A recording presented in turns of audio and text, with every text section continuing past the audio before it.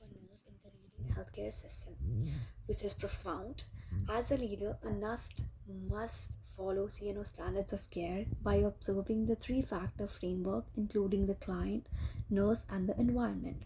One is to think about complexity, predictability, and risk of negative outcomes concerning every factor, which helps in decision-making process for the patient's care using expertise. For example, taking client factors under observation, a pyrexia patient is admitted, taking a degree of temperature in concern, that is complexity of patient, lowering of degree after giving antipyretic medication, that is predictability, and the degree wouldn't come down if given with paracetamol 500 mg to an adult patient, which is the risk of negative outcomes.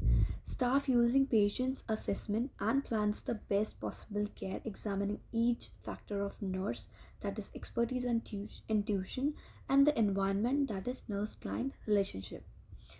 And another one is one has to follow standards like documentation of every procedure done on a patient, every dosage alteration, every order, which promotes continuity of care of a patient by allowing other healthcare personnel to access to care provided to a client.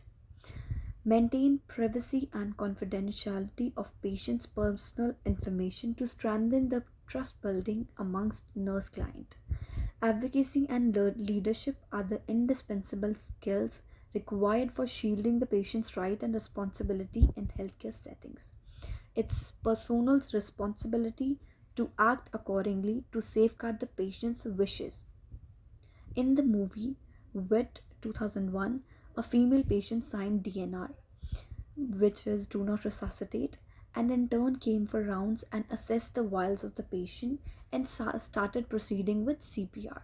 As a leader, the registered nurse stopped him from continuing with basic life support procedures and told everyone that patient signed DNR. She led the group in not doing so to protect the patient's respect, and above all, it shows exhibition of leadership qualities that she advocated for the patient, safeguarding the dignity of patient when patient is not in a state of mind for advocating for himself. Thank you.